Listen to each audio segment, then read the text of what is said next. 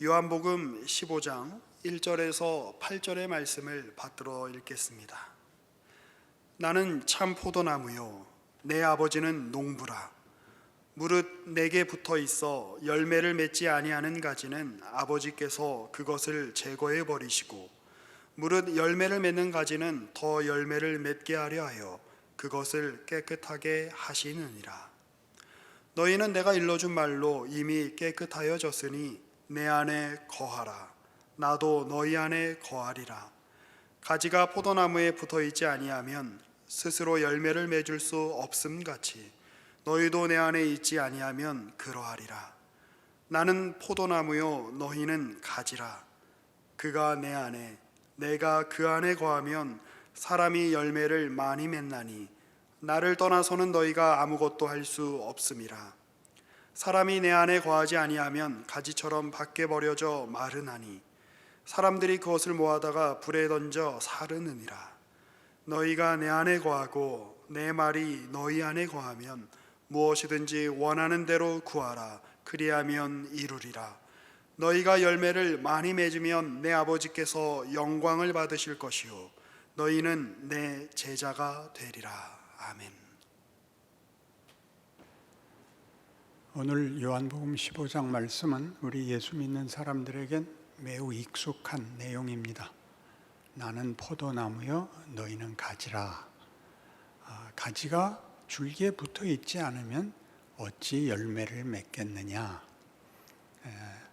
열매를 맺지 않는 가지라면 그 내 몸에 붙어 있지 않는 것이고, 내 몸에 붙어 있지 않는, 줄기에 붙어 있지 않는 가지는 말라버리고 결국은 사람들이 모아다가 땔감으로만 쓸 것이다. 그런 말씀입니다.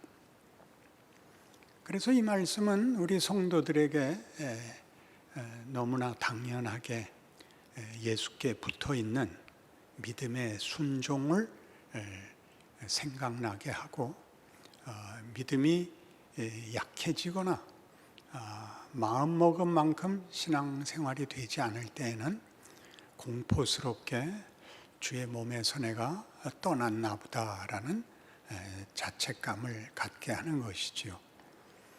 그러나 이 포도나무 비유는 죽게 붙었다, 떨어졌다 하는 어떤 대비, 순종과 불순종을 대비하여 순종은 잘하는 일이고 불순종은 잘못하는 일이다 라는, 물론 당연한 말이지만 그것을 설명하기 위하여 있는 게 아니라 훨씬 더 중요한 내용을 품고 있는 것입니다. 우리는 예수에게서 떨어지는 일은 없습니다. 붙어 있는데도 신앙생활을 하는 건 있어도 잘못하면 분리가 되는 그런 일은 일어나지 않습니다. 이 앞에 있었던 요한복음 13장에 의하면 베드로가 이제 마지막 그 만찬 후에 예수님이 이제 죽으시겠다 그러니까 제가 따라가겠습니다. 죽는 자리까지 가겠습니다. 라고 어디로 가시든지 제가 쫓아가겠습니다. 네가 지금은 따라올 수 없다. 그러나 후에는 따라오게 될 것이다. 왜 못 따라갑니까? 목숨이라도 버리겠습니다. 네가 오늘 다 굴기 전에 3번 나를 부인할 것이다. 이런 말씀이 13장. 14장에서는 그날에는 내가 아버지 안에, 너희가 내 안에, 내가 너희 안에 있는 것을 너희가 알게 되리라. 그러니까 이것들은 다 말하자면 우리가 쫓아갈 수 있고 우리가 함께 할 수 있는 것이 예수님이 십자가를 지기까지는 우리에게 불가능한 일이고, 예수께서 십자가를 지시는 것은 이 불가능을 가능케 한 사건이라서 우리의 고백이나 우리의 각오나 우리의 선택이 우리의 정체성과 신분을 정하는 것이 아니라 예수께서 십자가를 지심으로써 만들어내는 재창조, 새 사람, 하나님의 자녀가 되는 일을 주께서 하셔야만 우리는 그와 하나가 되고 그의 제자가 되고 그의 자녀가 되는 신분과 운명을 가지게 되는 것입니다. 그렇다면 무엇 때문에 이런 경고, 나는 포도나무여 너희는 가지라, 가지가 몸에 붙어 있지 않으면 열매를 맺을 수 없다 라는 말은 무슨 뜻인가 하는 것이죠. 로마서 6장에 가면 조금 길지만 좀 같이 보셔야겠습니다. 로마서 6장 8절 제가 읽지요. 만일 우리가 그리스도와 함께 죽었으면 또한 그와 함께 살 줄을 믿노니 이는 그리스도께서 죽은 자 가운데서 살아나셨음에 다시 죽지 아니하시고 사망이 다시 그를 주장하지 못할 줄을 알미로라. 그가 죽으심은 죄에 대하여 단번에 죽으시며 그가 살아계심은 하나님께 대하여 살아계심이니 이와 같이 너희도 너희 자신을 죄에 대하여는 죽은 자요 그리스도 예수 안에서 하나님께 대하여는 살아있는 자로 여길지어다. 예수님의 죽으심은 우리와 함께 죽으시는 것이고 그의 살아나심은 동일하게 우리와 함께 살아나심이 됩니다. 그러니까 우리라는 하나님이 만드신 이 인류가 하나님을 거절하여 죄 가운데 사망을 운명으로 가지게 되었던 것을 그 사망의 운명, 죽음의 운명에 예수께서 따라 들어와 우리와 자신을 묶으심으로 죽음 자리까지 따라와 우리를 자기와 묶으심으로 그의 부활에도 우리가 그와 묶인 이유 때문에 우리도 새 생명과 새 운명을 가지게 되었다 하는 것이 이 로마서 6장의 이야기입니다. 그러니 너희는 이제 죽음이 끝이 아닌 생명이 운명인 자로 살아났으니 너희 인생을 사망의 길을 걷지 말고 생명의 길을 걷는 예수가 없었던 시절의 인생과 운명에서 예수 안에 있는 인생과 생명의 길을 걸어라 이렇게 권면이 되지요. 근데 그 말이 우리한테 그렇게 이해가 쉽게 되면 잘 믿어야겠다, 잘 순종을 해야겠다 하는 것은 당연한 이해지만 여기엔 조금 더 복잡한 내용이 있습니다. 12절 그러므로 너희는 죄가 너희 죽을 몸을 지배하지 못하게 하여 몸의 사욕에 순종하지 말고 또한 너희 지체를 불의의 무기로 죄에게 내주지 말고 오직 너희 자신을 죽은 자 가운데서 다시 살아난 자 같이 하나님께 드리며 너희 지체를 의의 무기로 하나님께 드리라. 죄가 너희를 주장하지 못하리니 이는 너희가 법 아래 있지 아니하고 은혜 아래 있음이라. 그러니까 너희가 너희를 의의 병기로 의의 종으로 드리고 죄에게 너희를 바치지 마라 그럽니다. 그러니까 마치 우리가 선택 여하에 따라서 예수께 순종할 수도 있고 죄에게 순종할 수도 있다라는 둘의 대조가 우리 머릿속에 금방 떠오르는데 성경이 하고 싶은 얘기는 뭐냐 하면 죄란 하나님 없는 것이 죄입니다. 하나님 밖에 나가는 것이 죄입니다. 그러니까 죄라는 걸 따로 지을 수 있는 게 아니라 그리스도와 연합되어 있는데 그리스도로부터 오는 것을 받아 열매를 맺지 않고 나태하거나 방심하거나 외면하고 있는 것이 죄다 그런 말입니다. 그러니까 여기에는 우리의 어떤 이해의 필요가 있느냐 하면 여러분이 잘못하면 잘못한 것을 지워버리려고 하는 생각을 불러낸다 말이죠. 그러니까 신자들의 신앙생활을 제일 곤란하게 만드는 게 뭐냐면 반복되는 회개입니다. 잘못을 지우느라고 잘못한 시간을 회복하려고 그러지 말고 그 잘못이 여러분으로 하여금 당연히 했어야 하는 순종으로 여러분을 되돌려 놓는 오늘이 돼야 되는데 잘못한 과거를 지우느라고 오늘을 순종해야 되는 시간을 몽땅 다 지우는 데 써서 자책과 죄책을 완화시키느라고 아무것도 하질 못하는 신앙생활이 되더라 말이죠. 이거 흥분하지 말고 차근차근 해야 되는. 그러니까 보세요. 너희가 14절 죄가 너희를 주장하지 못하리니 이는 너희가 법 아래에 있지 아니하고 은혜 아래에 있습니다. 죄가 너희를 주장하지 못한다. 너희는 죄와는 상관이 없다. 이게 무슨 뜻인지 아시겠어요? 죄라는 것이 우리가 알고 있는 도덕적, 윤리적 문제가 아니고 하나님과의 관계에 관한 것이라는 거죠. 법이라는 것은 잘못을 처벌하는 거죠. 잘못하지 못하게 하는 것이 전부이고, 은혜란 잘하게 하기 위해서 주는 것이란 말이에요. 그러니까 은혜에서는 잘못하는 것이 문제가 아니라 잘하는 것을 격려하기 위하여 하나님께서 예수를 보내셨고 믿음으로 말미암는 구원을 우리에게 허락했다는 거예요. 믿음이란 뭐냐? 예수 안에서 하나님이 우리를 재창조하는 권능이에요. 잘잘못을 물으러 오는 것이 아니라 잘하게 하려고 오신 거라고요. 잘하게 하려고. 잘하게 부름을 받았는데 응하지 않고 있는 것은 못난 짓입니다. 부끄러워해야 됩니다. 이런 식의 난 잘못했으니 지옥 갈 거야 라는 이 아주 기본적인 이분법이 우리를 괴롭혀서 그 죄책에 시달리느라고 매일 새로운 하루를 맞이하듯이 새로운 하루는 그날의 책임을 져야 되는 것이지, 그날 과거에 지은 죄를 몽땅 지워야 새 출발을 할 수 있는 것 같이 생각함으로써 늘 울고 불고만 있단 말이에요. 그러니까 그렇게 회개가 길어요. 회개는 쉽게 하라고요. 하나님, 지난 날은 분명히 잘못했습니다. 오늘은 오늘이니까 저 오늘은 잘할 겁니다. 이게 하나님이 예수 안에서 하신 일이라고요. 그래도 여러분이 감동하지 않는 이유는 그래도 잘 안 되더라는 거 아니에요. 이걸 몰라서 못한 게 아니라 그렇게 목사님은 조금 더 자세히 설명해 주신 것 같지만 그래도 안 되더라. 그게 로마서 7장이에요. 그래도 왜 안 되냐? 7장 18절.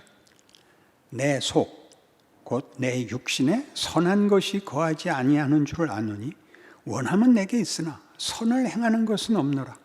내가 원하는 바 선은 행하지 아니하고 도리어 원하지 아니하는 바 악을 행하는도다. 만일 내가 원하지 아니하는 그것을 하면 이를 행하는 자가 내가 아니요 내 속에 거하는 죄니라. 그러므로 내가 한 법을 깨달았노니 곧 선을 행하기 원하는 나에게 악이 함께 있는 것이로라. 내 속사람으로는 하나님의 법을 즐거워하되 내 지체 속에서 한 다른 법이 내 마음의 법과 싸워 내 지체 속에 있는 죄의 법으로 나를 사로잡는 것을 보는도다. 오호라 나는 곤고한 사람이로다. 이 사망의 몸에서 누가 나를 건져내랴. 이 유명한 우리 내적 갈등이 소개되고 있습니다. 뭐죠? 주의 뜻을 순종하고 신앙생활 잘하고 싶은데 속에서 내 속에 또 다른 한 내가 우리를 죄 아래로 잡아오더라고요. 잘하는 것보다 잘못하는 게 더 많더라고요. 오호라 나는 곤고한 사람이로다죠. 이건 아주 중요한 문제입니다. 앞에 있었던 로마서 6장에서 얘기한 예수께서 나와 당신을 묶고사 내 사망에까지 쫓아 들어와 그의 부활에 나를 동일하게 묶고 새 생명을 주시고 이제 생명과 영광의 운명 속에서 살게 하셨는데 뜻밖의 내 속에 문제가 외부에서부터 오는 게 아니라 내 속에 아버지의 뜻을, 하나님의 뜻을 즐거워하는 마음을 이기는 죄의 법이 나를 사로잡아 승리하지 못하게 하더라 라는 고백이 나옵니다. 이 갈등은 어떻게 해결되느냐 하면 25절에 우리 주 예수 그리스도로 말미암아 내가 하나님께 감사리로다. 그런즉 내 자신이 마음으로는 하나님의 법을 육신으로는 죄의 법을 섬기노라 라고 결론이 납니다. 예수 그리스도로 말미암아 감사한다 그러면 앞에 문제가 해결이 돼야 되는데 앞에 문제를 미제로 남겨놓습니다. 내 마음으로는 하나님의 법을, 내 육신으로는 죄의 법을 섬기는 일을 현실로, 지금의 사실로 인정을 합니다. 이게 무슨 말일까요? 하나님은 창조주십니다. 그리고 재창조를 하십니다. 창조를 지우고 재창조를 하는 것이 아니라 창조를 수용하셔서 재창조를 하십니다. 창조를 수용했다는 것은 첫 창조가 아담의 거부로 말미암아 실패한 그 창조를 수용하여 재창조를 만들어내십니다. 아담의 잘못, 아담의 거부를 우린 늘 원망하지요. 아담이 선악과만 안 먹었어도. 그러니까 그 원망이 이제 아담한테 하다가 속이 다 안 풀리니까 하나님은 왜 그따위 나무는 만드셔갖고 만드셨으면 못 가게 하실 것이지 왜 먹는 건 놔두시고 왜 이렇게 고통스러운 인생을 살게 하는가 다 그 원망하잖아요. 하나님은 아담에게 하나님을 거부할 자유를 줘요. 굉장하지 않아요? 모든 신은 권력으로 대표되는데 기독교가 얘기하는 하나님은 권력으로 자신을 증명하지 않습니다. 그는 대등한 관계를 요구합니다. 기독교가 요구하는 최고의 덕목이 뭡니까? 믿음, 사랑. 그것은 감정적인 것이 아니고 그것은 로맨스가 아니고 그것은 굉장한 자격입니다. 자격. 하나님은 우리에게 대등한 관계를 요구하십니다. 그래서 우리가 그를 거부한 것을 수용하십니다. 잘못했죠. 그래서 하나님 없는 세상을 살게 됩니다. 인류 역사가 내내 신음하면서 원망하면서 겪고 있는 현실입니다. 그 속에 그러니까 그 거부를 수용해서 하나님은 그의 창조에 가지셨던 자신의 형상, 자신의 기쁨, 자신의 영광의 대상을 포기하지 않고 이루셨다라는 것이 예수 그리스도의 성육신, 십자가, 부활인 것입니다. 그러니까 여기서 얘기하는 것이 우리 안에 아담의 DNA가 남아있는 채 예수의 DNA가 들어와 둘이 싸움을 합니다. 갈등을 일으킵니다. 왜 그렇게 하시죠? 자유라는 것은 지가 해봐야 됩니다. 이해관계나 권력에 의해서 좌우되는 것이 아닌 자유가 가지는 자존심, 그 어떤 자부심을 하나님 앞에 내려놓기 위해서는 하나님은 스스로 비난받으시고 고난당하시고 왜곡되는 모든 것을 감수하십니다. 그 인생을 하나님이 우리와 싸워 우리를 항복시키기까지 포기하지 아니하시는 것이 인류의 역사며 모든 예수 믿는 자들의 인생입니다. 그래서 어떻게 되어 있냐면 이 7장의 갈등은 8장에 가서 이렇게 답이 나오죠. 그러므로 이제 그리스도 예수 안에 있는 자에게는 결코 정죄함이 없나니 이는 그리스도 예수 안에 있는 생명의 성령의 법이 죄와 사망의 법에서 너희를 해방하였습니다. 입니다. 하나님이 언제까지 싸우신다고요? 우리의 잘못을 언제까지 몇 번에 국한시키는 것이 아니라 우리가 선택하고 결정하고 우리가 욕심내는 모든 것들을 경험하며 하나님의 약속과 하나님의 일하심을 대조해 볼 시간을 줍니다. 그런 기회를 줍니다. 우리 회개 많이 하죠. 억울한 거 많죠. 그러나 생각해 보십시오. 죄의 무서움이 뭐죠? 죄는 하나님 없는 것이고 하나님이 없으면 결과는 사망밖에 없는데 그것은 벌이 아닙니다. 사망이란 죽음이란 헛된 것입니다.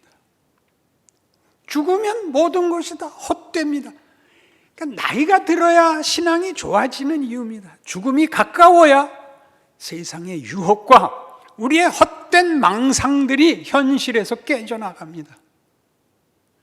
영원한 것, 진정한 인간의 인간다움을 찾아내는 것, 이것을 위하여 하나님이 시간을 주십니다.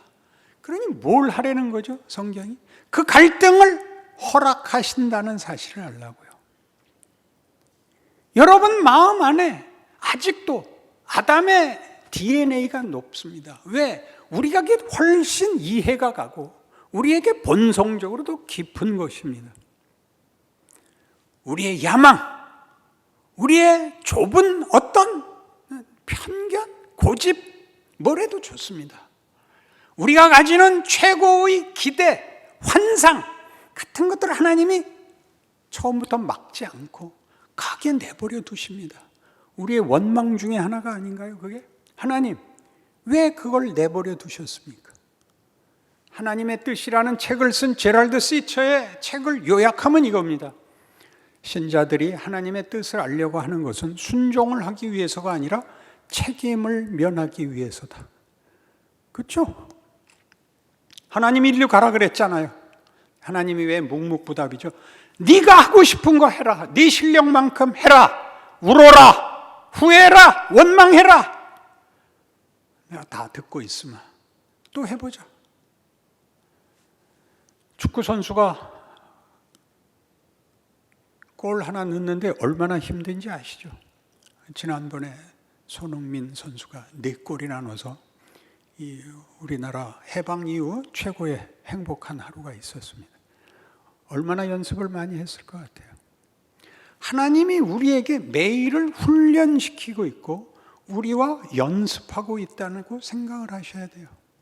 그럼 우리가 해야 할 일은 뭐냐 하면 정신없이 자기 욕심에 혹은 자기 오해에 파묻혀 있던 데서 정신이 들면 다음엔 그러지 않겠다. 그러나 그렇게 쉽게 극복되지 않습니다. 그럼 동일한 실수를 하고 나면 그 다음에 드는 생각은 뭐겠습니까? 내가 다음에는 진짜로 그러지 않겠다. 또 그러죠. 몇 번 훈련해야 하는데요. 단련이란 1000번의 연습, 10,000번의 훈련이랍니다. 그렇게 해야죠. 모든 일의 전문가가 되려면 10,000시간의 연습이 필요하답니다. 10,000시간. 비행기를 잘 조종하려면 10,000시간의 연습. 3년이면 된다고요? 매일 연습할 수는 없잖아요. 매일 24시간을 연습할 수는 없죠. 10년은 걸려야 됩니다. 여러분 신앙생활이 왜 훈련이 안 되는지 아세요? 여러분들의 실패가 무엇이고 그것이 왜 허락되고 있는지를 모르니까 매일 잘못했습니다로 훈련이 무효화되더라 말이죠. 잘못했습니다 하면 내 책임이 끝나고 새로 하려고 그러면 다시 새 출발점에 가서 서니까 여태껏의 실수가 여러분에게 도움이 되질 않는다고요. 에베소서 4장으로 가시면 이 문제를 바울은 종합적으로 이렇게 설명을 합니다. 한번 따라와 보십시오. 에베소서 4장 13절. 우리가 다 하나님의 아들을 믿는 것과 아는 일에 하나가 되어 온전한 사람을 이루어 그리스도의 장성한 분량이 충만한 데까지 이르리니 이는 우리가 이제부터 어린아이가 되지 아니하며 사람의 속임수와 간사한 유혹에 빠져 온갖 교훈의 풍조에 밀려 요동하지 않게 하려 함이라. 오직 사랑 안에서 참된 것을 하여 범사에 그에게까지 자랄지라. 그는 머리니 곧 그리스도라. 그에게서 온몸이 각 마디를 통하여 도움을 받음으로 연결되고 결합되어 각 지체의 분량대로 역사하여 그 몸을 자라게 하며 사랑 안에서 스스로 세우느니라. 무슨 얘기예요? 자라나야 된다는 거죠.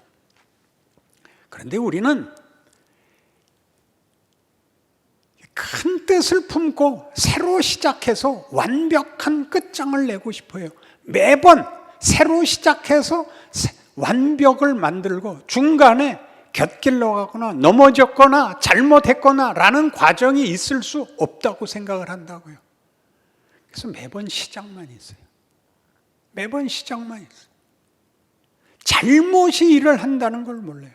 자라나는 것이거든요. 자라난다는 것은 어린애가 불구가 아니라는 뜻입니다. 어린애도 완벽한 인간인데 자라야죠. 그땐 뭐가 없죠?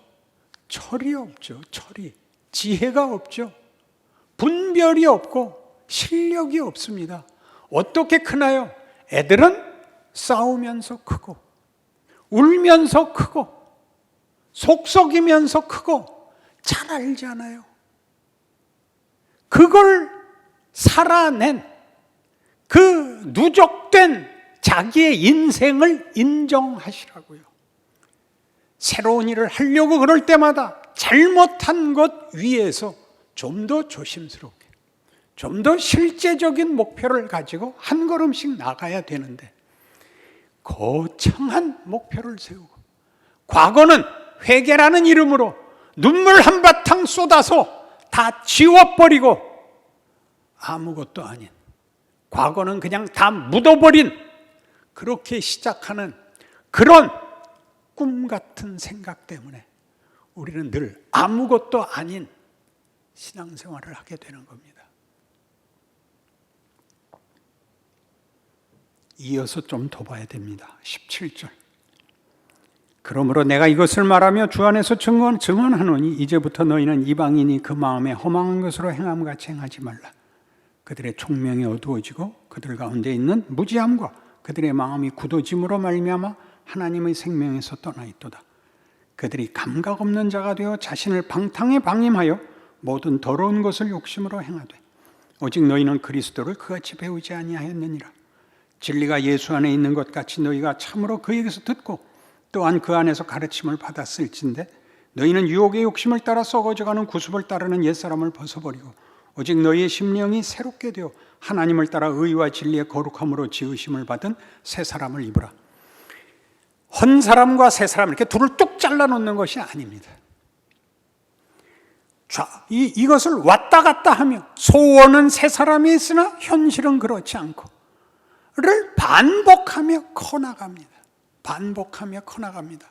하나님이 왜 이 옛사람 아담의 유전자를 우리에게 허락한다고요? 자유, 우리의 승복을 받아내기 위해서입니다. 모세를 생각해 보십시오. 모세가 80세 하나님 앞에 부름을 받았을 때 그의 가장 분명한 불만은 이거였습니다. 하나님, 어떻게 일을 이렇게 하십니까? 40년 전엔 뭐하고 계시다가 그 40년을 미디안 광야에서 이렇게 완전히 망가지고 썩어버릴 걸 내버려 뒀다가 이제 와서요? 뭘 하자고요? 그게 뭘 했죠? 그 다음 이스라엘 백성 데리고 광야 40년 생활할 때 그게 일을 했습니다. 그는 가장 온유한 사람이라고 기록되고 그는 백성들을 위하여 하나님 앞에 용서를 구합니다. 이것들 다 죽이고 내가 너로 새 민족을 만들겠다. 아니요, 하나님, 그러지 마십시오. 왜 그렇게 말할 수 있었을까요? 자기보단 낫더라고요. 구약의 최고의 지도자, 최고의 영웅, 우리 모두가 부러워하는 모세를 어떻게 만들었다고요? 그의 속이 타고 또 타서 재가 되어 다 날아가 흔적도 없을 때까지 그를 볶으셨다고요. 사도행전에서 스데반의 설교 속에 모세는 이렇게 등장합니다. 40년이 참에 하나님의 천사가 불꽃 가운데서 그에게 보여 이르시기를 40년이 참해. 그러니까 39년 갖고도 안 됐다는 거죠. 뭘 만들었을까요? 그 속을 다 태우는데 40년. 그래서 이스라엘 백성 데리고 40년 하나님의 종노릇을 하고 이스라엘 역사를 만들어내죠. 요셉은 이렇게 되어 있습니다. 그는 감옥에 들어가서 여러 날, 여러 해를 고생하고 그 떡 맡은 관원장과 술 맡은 관원장의 꿈을 해석해주고 부탁을 합니다. 바로를 뵙거든 여기 억울한 죄수가 하나 있다고 꼭 말해 주십시오. 그러겠다고 약속하고 가죠. 그러나 그는 잊어먹습니다. 성경에 이렇게 되어 있어요. 만 2년 후에 바로가 꿈을 꿉니다. 여러분 생애에 일어나는 여러분들이 한 번도 쓸모있다고 생각해 보지 못했고 하나님은 왜 이렇게 내 기도에 응답하시지 않는가 하는 시간들이 뭘 했다고 생각하냐고요. 여러분을 만들고 있습니다. 우리가 가진 최고의 소원, 우리가 가진 최고의 꿈, 그것보다 큰 하나님이 예수 안에서 보여주신 하나님 자신에 대한 설명과 우리를 향한 당신의 진정성을 대비시킵니다. 그리고 항복의 날이 오죠. 그건 자라나는 겁니다. 어느 한순간에 완성되는 것이 아니고 하나씩 큽니다. 그래서 이 에베소서 4장은 오직 너희의 심령이 새롭게 되어 하나님을 따라 의와 진리의 거룩함으로 지으심을 받은 새 사람을 입으라를 권면합니다. 그리고 뭐가 나오는지 아십니까? 25절 그런즉 거짓을 버리고 각각 그 이웃과 더불어 참된 것을 말하라. 이는 우리가 서로 지체가 됩니다. 어려운 거 하는 거 아닙니다. 쉬운 거부터 하십시오. 사람을 만나면 예를 따르십시오. 인사를 하시고 반가워하시고 예의와 교양을 지키십시오. 그렇게 한 가지씩 하는 겁니다. 잘못한 것에 억눌려서 자폭하게 만드는 것이 가장 큰 시험입니다. 그걸 이기셔야 됩니다. 아까 봤던 로마서 8장 1, 2절도 뭐였죠? 이 갈등을 우리가 견딜 수 있는 이유가 뭐라고요? 약속이 무엇이죠? 그러므로 그리스도 예수 안에서 생명과 성령의 법이 죄와 사망의 법에서 너희를 해방하였습니다. 이 법이 이길 때까지 하나님이 우리를 포기하시지 않습니다. 여러분이 포기한 인생을 하나님은 포기하지 않습니다. 그게 성경의 답이죠. 그러니 자신 있어 하십시오.